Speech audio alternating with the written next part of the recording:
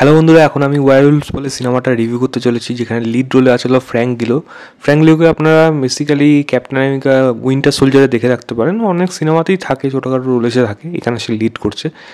কেমন হলো এই সিনেমাটা, গল্পে ছোটো করে বলি। একটা সালে ঘটনা দেখানো হচ্ছে, যেই সময় ম্যাক্সিমাম কিছু লোক আছে, যখন মুন যখন হয়ে যাচ্ছে তখন তারা ওয়্যারউলফে চলে যাচ্ছে, মানে পরিষ্কার কথা ভেড়িয়া হয়ে যাচ্ছে। এবার এই ঘটনাটা হওয়ার আগে এমন একটা ঘটনা ঘটেছিল, তারপরেই এই ঘটনাগুলো চালু হয়েছে। সায়েন্টিস্টরা সেখানে লেগে রয়েছে কীভাবে এই হাতের থেকে মুক্ত পাওয়া যায়, কারণ ওয়্যারউলফ হয়ে গেলে তারা হিংস্র হয়ে যাচ্ছে, স্বাভাবিক, সেক্ষেত্রে প্রচুর মানুষ মারাও যাচ্ছে। এবার কাইন্ড অফ এটা এমনই হচ্ছে যে একটা ভাইরাস টাইপের হয়ে গেছে, যেটা কাইন্ড অফ একটা জম্বি সিনেমার মধ্যে যেরকম হয়ে থাকে, এক থেকে আরেকজনের শরীরে চলে যায়। এখানেও কিন্তু সেরকমই, রক্ত যদি বেরিয়ে যায় যদি ওয়্যারউলফের আঁচড়ে, তাহলে আপনি কিন্তু সেটা কনভার্ট হয়ে যাবেন। সায়েন্টিস্টরা কীভাবে এই ওয়্যারউলফের হাত থেকে বাঁচাতে পারছে নাকি, এবং যদি বাঁচাতে না পারে তাহলে কী হচ্ছে এই ওয়্যারউলফদের, এবং আলটিমেটলি এখানে গল্পটা কোন জায়গায় শেষ হচ্ছে, এই শহরটা কি ওয়্যারউলফদের হাত থেকে বেঁচে যেতে পারে নাকি, এর থেকে বেশি জানতে হলে আপনাকে এই সিনেমাটা ভিওডিতে আপনারা পেয়ে যাবেন। বেসিক্যালি প্রাইমে আছে, বাট এখানে এখন অবধি বোধহয় এটা অ্যাভেলেবেল হয়েছে কিনা আমি জানি না। আমি তো ভিওডিতে দেখেছি, এবার কীভাবে দেখেছি সেটা আপনারা জেনে রাখুন।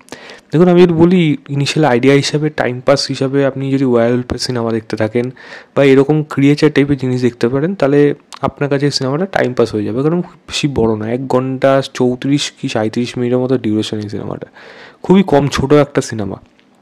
তাই এই গল্প সমস্ত এসব কিছুর দিকে গেলামই না, টাইম পাস হিসাবে আপনি সিনেমাটাকে ওই আপনার কেটে যাবে। একটা হালকা একটা ফ্যামিলি বন্ডিং এখানে আছে, যেটা ভালোভাবে এস্টাবলিশ করা হয়নি, তবু আবার আপনার মনে হবে না হয়তো ওই ফ্যামিলিটা বেঁচে যাক, মানে হিরো ফ্যামিলির দিকেই তারা বেঁচে যাক, তো এরকমই আপনার মনে হবে। বাট ম্যাক্সিমাম জিনিস কিন্তু এই সিনেমাটার মধ্যে খারাপ। তুমি পারফরমেন্সে যে বেশি জায়গা হচ্ছে তা কিন্তু না। সবথেকে মেন জিনিস হলো, মানে এই যে ভেরিয়া হচ্ছে, মানে ওয়্যারউলফ হয়ে যাচ্ছে, যে তার পেছনে হলো মেন প্রবলেম হলো এখানে মেকআপের কাজ কিন্তু খুব বাজে।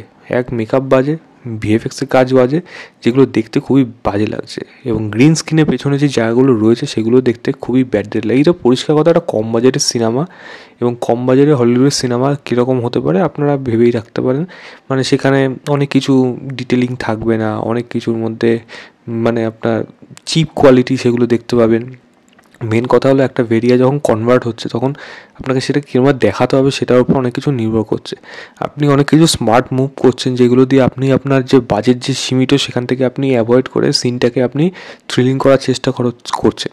কিন্তু আপনি যখন একটা ভেরিয়া ক্লোজ শট আপ দিচ্ছেন, তখন কিন্তু সেটার মধ্যে যে ভালো কাজ হয়নি, আপনি বরং সেটাকে মানে ক্লোজ শটগুলো না দিলেই ভালো হতো।